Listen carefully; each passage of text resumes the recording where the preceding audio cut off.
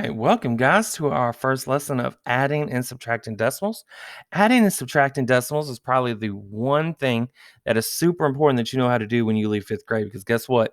All of y'all know about money. So when you go to the store, sometimes there might be a power outage and you have to give change, or you might have to pay with change. So adding and subtracting decimals is probably one of the most important things you learn in fifth grade. So it's like top three with like multiplication and division and adding and subtracting decimals, probably the three most important things when you leave fifth grade.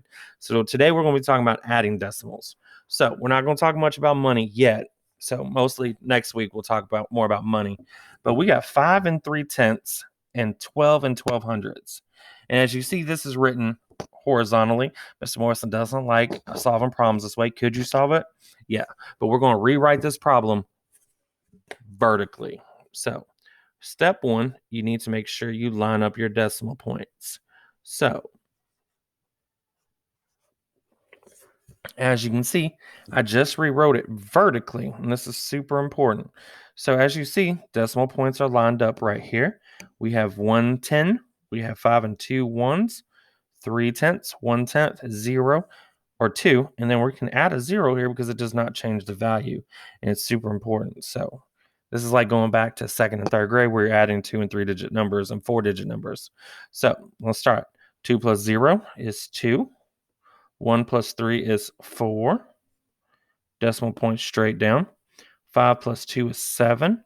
And 1 plus nothing is 1. So this answer is actually 17 and 42 hundredths. So again, when you're adding decimals, just make sure you line them up, the decimal points on top of each other. So let's try another one real quick before we go on. So let's think we have 6 plus 13 and 14 hundredths. 6 plus 13 and 14 hundredths. So step one, got to rewrite this vertically. So 6, and you're like, where's the decimal point? Well, it's right next to the 6. So let's see if we can do this. Good job, guys. So as you see, my decimal points are lined up. I can add my 2 zeros because it doesn't change the value. So 4 plus 0 is 4.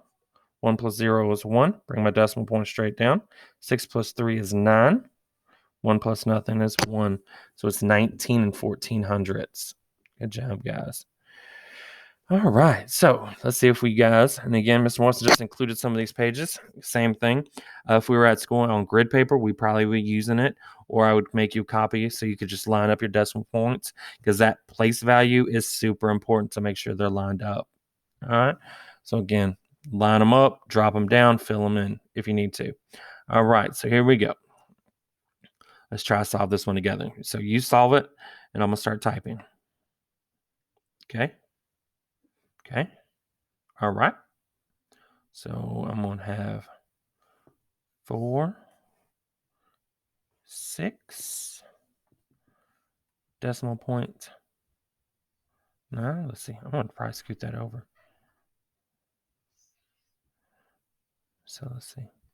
4, 6, decimal point 9. And this is going to be plus. So 1, 4, decimal point 7. Oops. 7, 4. So that's how they wanted you to set it up. And so right here, I can add my 0 because it doesn't change the value. So let's solve this together. So 0 plus 4 is what? 4. 9 plus 7 is, no, not 63. That's multiplication. 16. Good job. So you put the 6 here. You're going to regroup, and you're going to carry that 1 over to your wholes because that was 16 tenths. So 16 tenths would be 1 whole and 6 tenths. So bring it over here. So we have a 1 up here. We can't see it though. So 1 plus 6 plus 4 is 11. So boop. Mr. Morrison, you didn't put, I know, I put the, okay. And since we're going to carry that, since it's 11 ones, we're going to take one of those 10s, bring it over here. So 6 or 4 plus 1 is 6. So 46 and 9/10 plus 14 and 7400ths would equal 61 and 6400ths. So again, guys, this is adding decimals. Super, super important that you know how to do this. So if you have any questions and you're struggling, ask Miss Moe, Miss Dyer, myself, Miss Pope, Miss Stoll, Mr. Bronger. We're all here to help. So again, super proud of you guys. Can't wait to get back into school and see you guys. Bye, guys.